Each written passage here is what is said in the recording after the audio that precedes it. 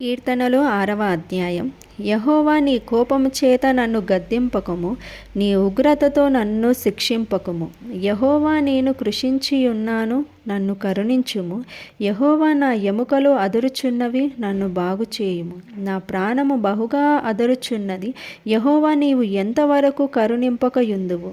యెహోవా, తిరిగి రమ్ము, నన్ను విడిపింపుము. నీ కృపను బట్టి నన్ను రక్షించుము. మరణమైన వారికి నిన్ను గూర్చిన జ్ఞాపకము లేదు. పాతాళములలో ఎవరు నీకు కృతజ్ఞతాస్తుతులు చెల్లించెదరు?